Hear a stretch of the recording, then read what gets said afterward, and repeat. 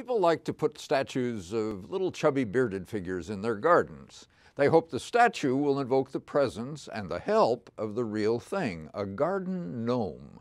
Garden gnomes like to help people with their gardens, though they are very shy and only help when nobody is around. That's probably why I have never seen a real garden gnome. We do see a gnome, and he's not just a garden gnome, in A Gnome for Christmas. The Imaginary Theater Company is performing this play as their holiday offering. They're the branch of the Repertory Theater of St. Louis that tours to area schools, and each year at this time they offer one of their plays for the general public, usually one with some connection to the holiday season. A Gnome at Christmas makes just enough connection to qualify.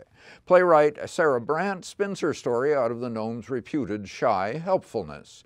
Timmy the gnome is responsible for not just a garden, but for an old farmhouse. It's empty now, and Timmy is lonely, with only his friend, with the smelly reputation, Frank the skunk, to keep him company.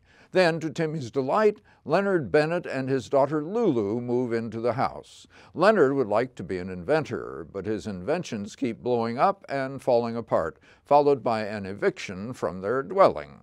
Grouchy Mrs. Agatha Toad offers them Timmy's farmhouse. Mrs. Toad thinks it's hers, offers it rent-free for a month if they will fix it up during that month. But Leonard is no better at carpentry and plumbing than at inventing, and daughter Lulu fears they will soon be evicted again and be homeless at Christmas. But Timmy likes having the Bennetts in his house. He uses his gnome's magic to astound landlady Agatha Toad with the improvements the Bennetts have made. Timmy even makes a couple of Leonard's inventions work, including one that eases Mrs. Toad's back pain. Charlie Barron's Timmy charms sweetly and shyly, is always natural and convincing, and couldn't be more the opposite of his recent Richard III at St. Louis Shakespeare. He even sings quite well. Stephen James Neal composed music, sad and happy, and directed it for the production.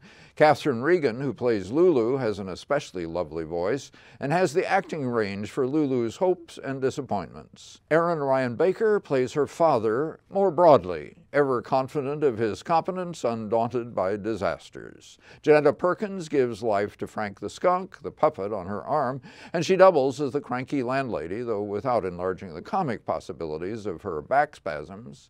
Alan Knoll is directed briskly. Lou Bird's costumes give the gnome a familiar folktale setting, and Scott Lobel's ingenious set helps Timmy work his magic on the old farmhouse.